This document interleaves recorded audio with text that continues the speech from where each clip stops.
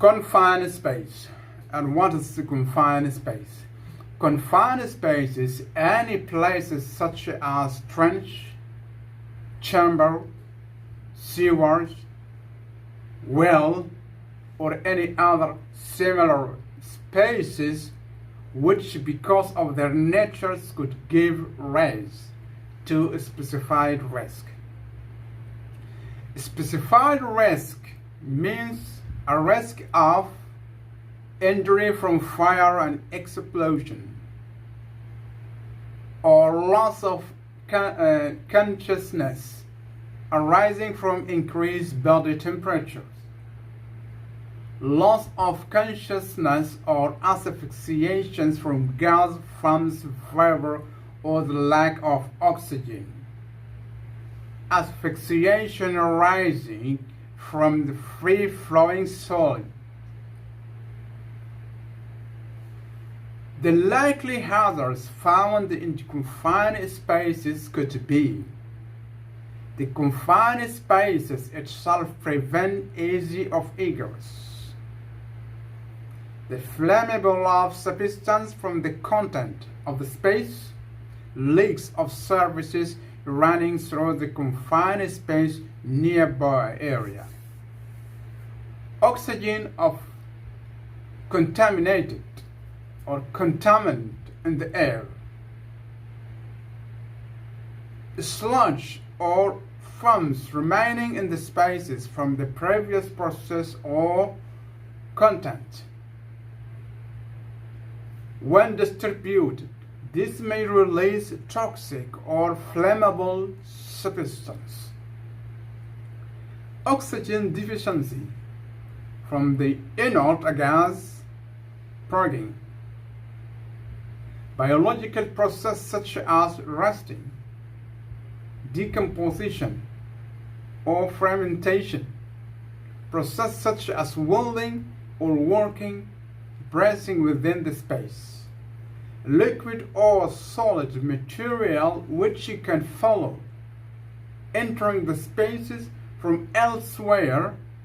This may cause drowning or any other fainted, heat exhaustion caused by working in the confined spaces from nearby hot process.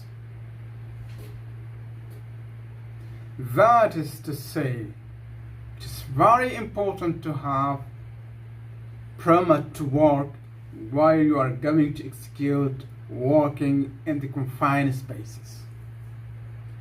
Permit to work, or PTW, permissions have to be gained to undertake a task or gain entrance to particular area or items of plant.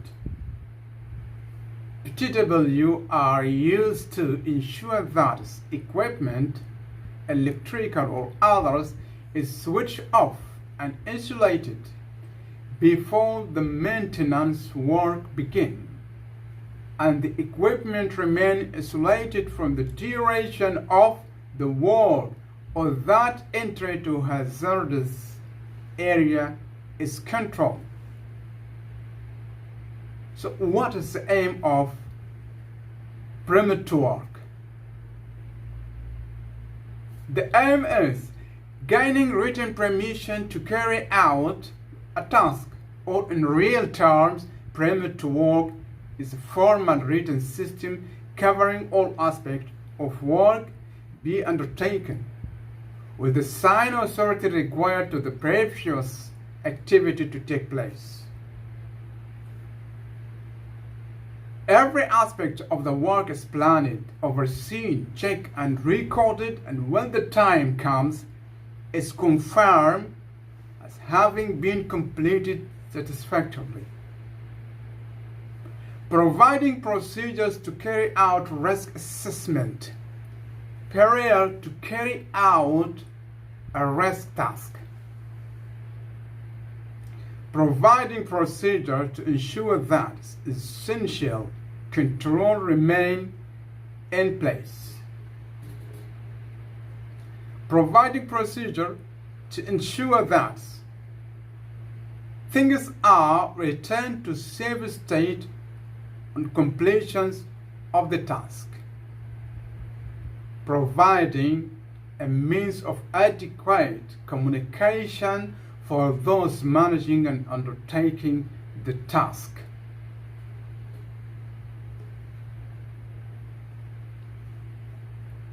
A permit to work can be used for work with electrical, high voltage electrical equipment, or work with flammable liquid or gases, or work in confined spaces, or hot as such burning or welding, which may introduce an actual or potential ignition source.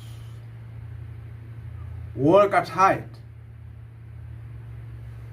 demolition work, work in environment which present a considerable health hazard, radiation work, condition of severe thermal stress, repairing work in kilns, food freezer, storage system, and also work involve toxic dust, asbestos, gas, and fiber, and often in confined space, adding to lone working.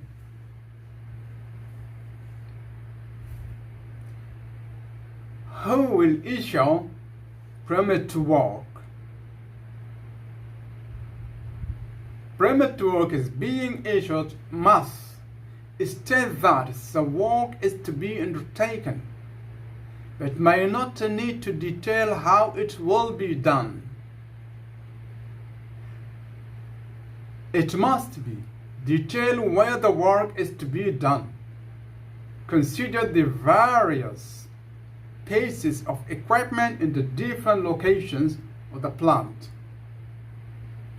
When the work has to be done, tasks may be required to be undertaken in particular in order to ensure the safety at all times.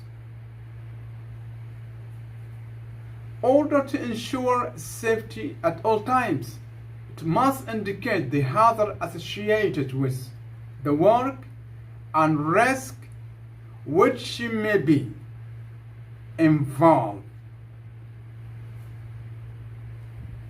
and the risk control measured.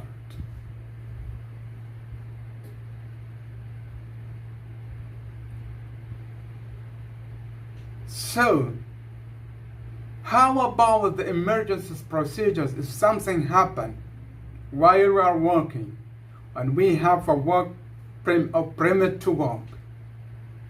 Let us check the emergency procedure. Emergency procedures is a major incident or emergency could happen without warning. This could have a great impact with the several consequences, causing or threatening death or injury, damage the property, or to the environment, or disruptions to the community. Due to the effect, it can be dealt with by the emergency services and the local authorities as a part of their duty of their day-to responsibilities. Example of major incidents, emergencies fall into four broad categories. Natural, as flooding, severe weather, human or animal infectious disease outbreak, and we have outbreak of COVID-19 nowadays. Accidents caused by human or error or technical failure, for example, impact by moving vehicle. Planned as a terrorist activity. Disruptions, where for some reason essential services are not available for a significant period time. Emergency plan. A major incident or emergency cannot be predicted. Therefore, it is essential that this company has an emergency plan in force.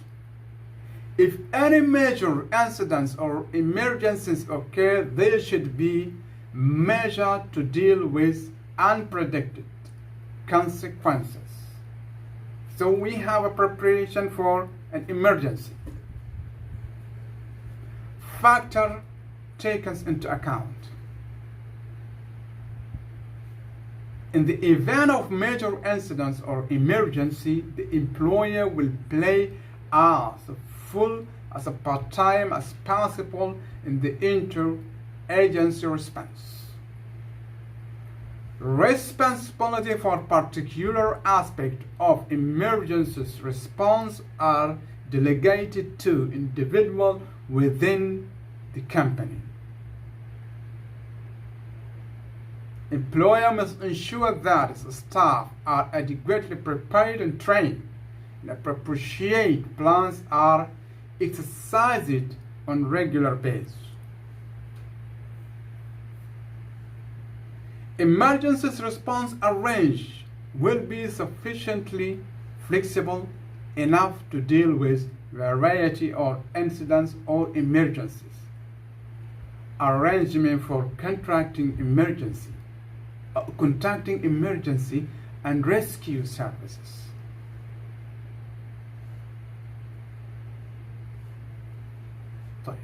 Emergencies happen or something happen, we should have a first aid.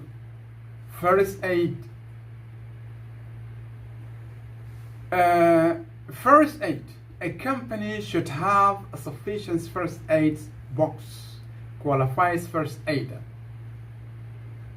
So should appointed a person. Appointed person should always be available when people are working on site, and it follows that there are may need to be more than one such as person. The appointed person will take charges when someone is injured or falls ill, calling for medical assistance and giving any limit first aid for which they are trained. Another responsibility will be to ensure that first aid equipment, boxes, stretchers, eye wash station are positioned, cleaned, fully stocked, and signposted, and so on. Qualified first aider must be provided. Someone who has successfully undertaken an approved training course and hold current first aid at work certificate or such a thing must be shown. Such a person can undertake the duties. An appointed person. It is the responsibility of the employer to decide how many first aiders are required. This must be done so all shifts are covered. And coverage is also done if one of the first aiders is absent. Holidays, sickness, vacations, death, anything happen to him, the other one should cover. First aid equipment. Equipment can vary depending on the line of business. Stretchers, eye wash, jets, emergency shower, and so on may be required in the industrial working environment, such as foundries, chemical process, plant, and so on. First aid box will need to be provided in all workplaces, clearly marked, white cross on green and signpost. First aid boxes should be kept clean and be used exclusively for the first aid material, nothing else. Typically, the first aid box might contain information, leaflets, phone numbers of the first aiders, and appointed person. Content of the first aid box: individually wrapped and sterilized dressing and sterilized eye pads, individually wrapped triangular bandage, medium-sized non-medical wound dressing, disposal glues, adhesive tape. The adhesive tapes should be on this box also. But there's an additional items might be include disposable aprons, blanket, and in the situation where main tap water is not available, sterile water or sterilizing waters, normal saline in the sealed disposable container need to be provided. First aider's room. The first aid room system may be identify the need for the first aid room, particularly in larger organizations, such as rooms should be exclusively used for first aid, not doubling other extra storage room. A cupboard, separate cupboard for first aid. This will be depend on the size of the organization, the distributions and the composition of the working force, the type of hazard and the level of risk, proximity to be emergency services, and those